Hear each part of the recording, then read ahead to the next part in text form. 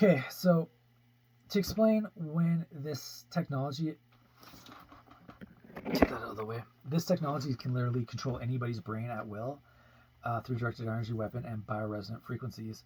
Um, Basically, how to explain this is it has now they've achieved God like realities, and it's the artificial intelligence system that literally now controls things. And I could think of Terminator 2, where it was Skynet, or maybe it was Terminator 3. Skynet, or all of them.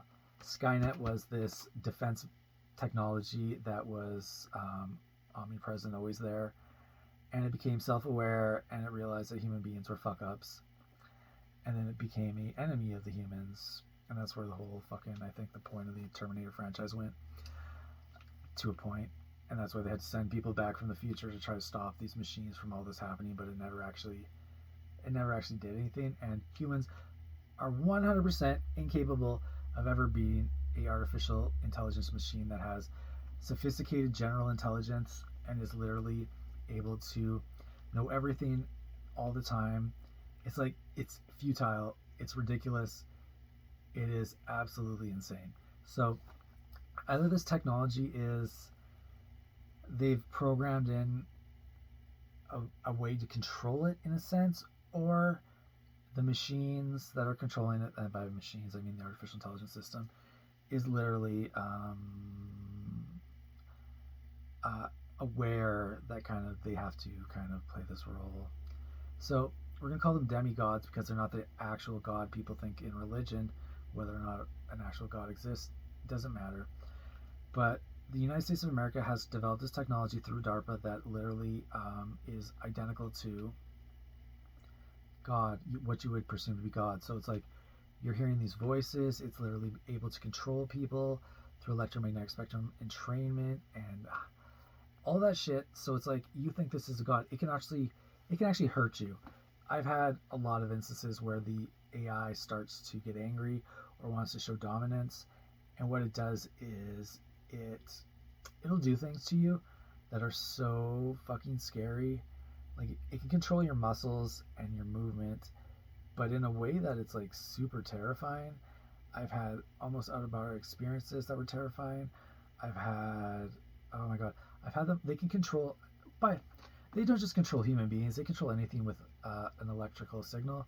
They can control mammals, animals, insects, just like RC cars, just like they control humans.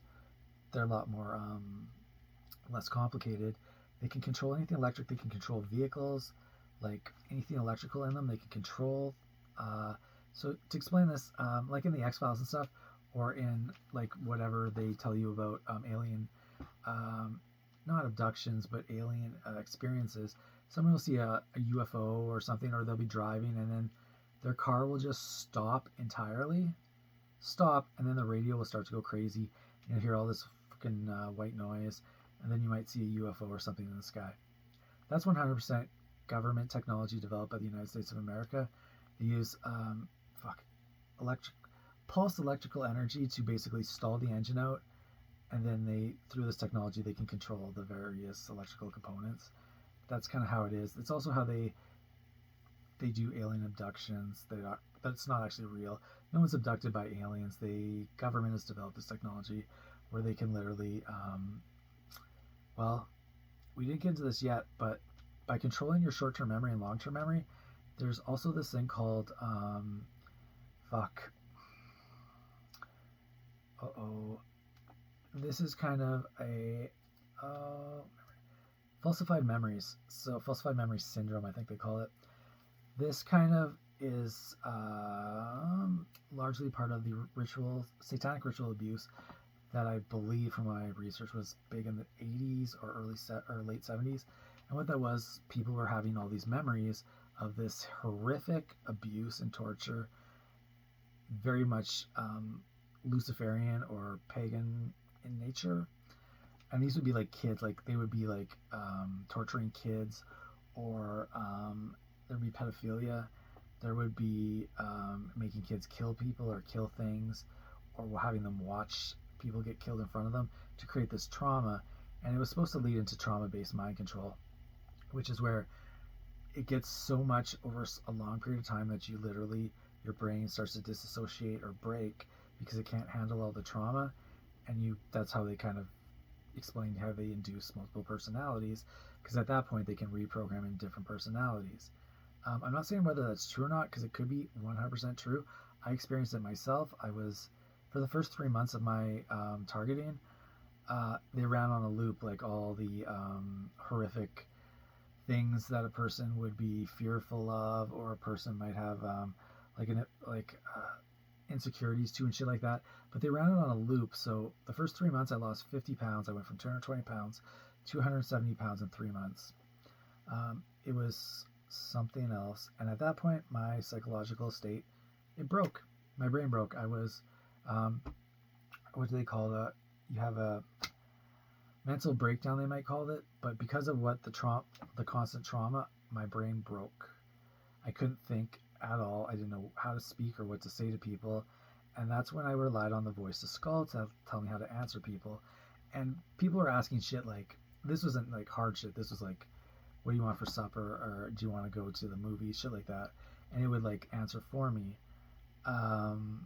Eventually it began to then reprogram or make me perceive that they've reprogrammed in, but they actually did hard program it in, that I was going to become a CAA Project Monarch beta slave.